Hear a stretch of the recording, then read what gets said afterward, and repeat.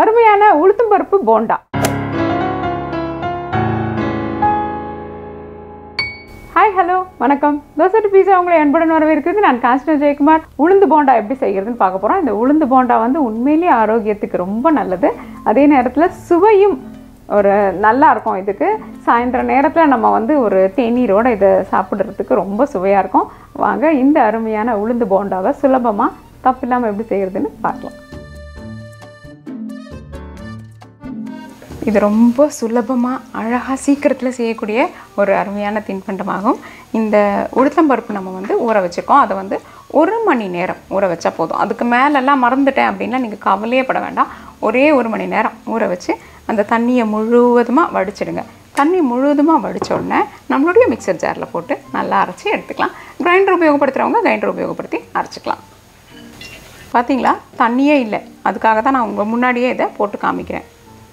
இப்போ நம்ம ஏற்கனவே நம்மளுடைய பழைய பதிவுகளில் வெளியிட்டிருக்கிற மாதிரி ஐஸ் கட்டிகளை சேர்த்து இதை அரைக்க போகிறோம். எதுக்காக ஐஸ் கட்டிகள் சேர்க்குறோன்னா, மாவு வந்து பொதுவாக என்ன ஆகிடும்னா சூடாகிடும். அரையும் பொழுது மிக்சர் ஜாரில் வச்சு அரைக்கும் பொழுது அது வந்து அந்த இயந்திரத்தினுடைய வெப்பத்தை வாங்கிக்கிட்டு சூடாகிடும்.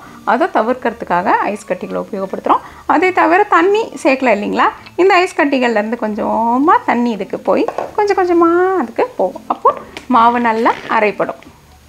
இப்போ இதை நல்லா அரைக்கலாம். இதை பார்த்துக்கோங்க. இதை இப்படி கலந்து விட்டுட்டு திரும்பவும் அரைக்கலாம். இப்போ நம்ம என்ன பண்ணலான்னா, சிறிதளவு உப்பை, இப்போ தேவையான உப்பை நம்ம இப்போவே சேர்த்துக்கிட்டோன்னா என்ன ஆகும், மாவு நல்லா அரைப்படுவதற்கும் சரியான பக்குவத்தை கொடுக்கறதுக்கும் நம்மளுக்கு இது உதவும். இன்னும் கொஞ்சம் ஐஸ் கட்டிகள் சேர்த்துக்கலாம். ரொம்ப அழகாக அருமையாக அரைஞ்சிருக்கு. இப்போ நம்ம இது கூட அரிசி மாவை சேர்த்துக்கலாம். நம்ம அரிசி மாவு இது கூட சேர்த்துக்கலாம். இந்த அரிசி மாவு வந்து ஒரு நல்ல மொறுமொறுப்பு தன்மையை கொடுக்கும். அதுக்காக நம்ம அரிசி மாவு சேர்க்குறோம். அதை தவிர எண்ணெய் உறிஞ்சுவதையும் இது குறைக்கும். இப்போது நம்ம பொடியாக அரிஞ்சு வச்சுருக்கிற தேங்காய் மற்றும் சிறிதளவு மிளகு இதில் சேர்த்துக்க போகிறோம்.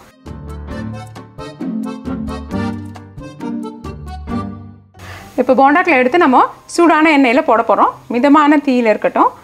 அதுக்கு முன்னாடி நம்ம என்ன பண்ணணும்னா, நம்மளுடைய விரல் நுனிகளை இது மாதிரி தண்ணீரில் வச்சு நல்லா வச்சுக்கிட்டிங்கன்னா என்ன ஆகும், போண்டாக்கள் வந்து கையிலேருந்து சீக்கிரமாக இலகி சரியாக எண்ணெய்க்குள்ளார விழும். இல்லாட்டி அது விழாமல் நம்மளுக்கு வேண்டிய உருவம் கிடைக்காமல் இருக்கலாம்.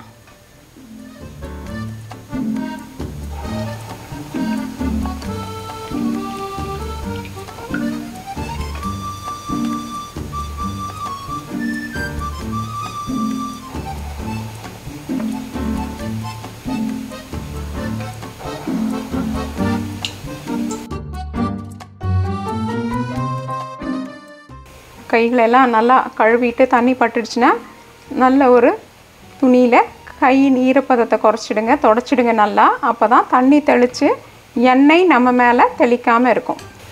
அதிகமான தீயில் வச்சிங்கன்னா என்னாகும், மேல்புறம் வெந்து காணப்பட்டு உள்ளே வந்து வேகாமல் இருக்கும். அது நல்லா இருக்காது. அதனால தான் மிதமான தீயில் இந்த போண்டாக்கில் சுடுறது நல்லது.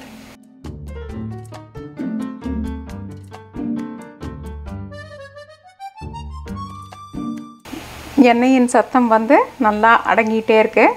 அதை தவிர போண்டாவில் ஒரு நல்ல ஒரு பொன் நிறம் மாற்றம் ஏற்பட்டிருக்கு. இப்போ நம்ம இந்த போண்டாக்கில் எண்ணெயிலேருந்து எடுத்துடலாம்.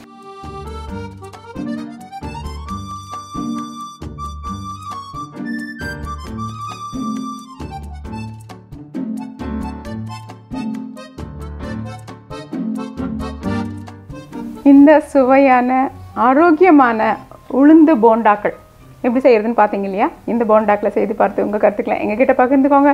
தோசை டு பீஸா என்றென்றும் உங்கள் நாவிற்கும் வயிற்றிற்கும் நல்ல சுவை. இந்த வீடியோ உங்களுக்கு பிடிச்சிருந்தா லைக் ப்ரெஸ் பண்ணுங்கள்.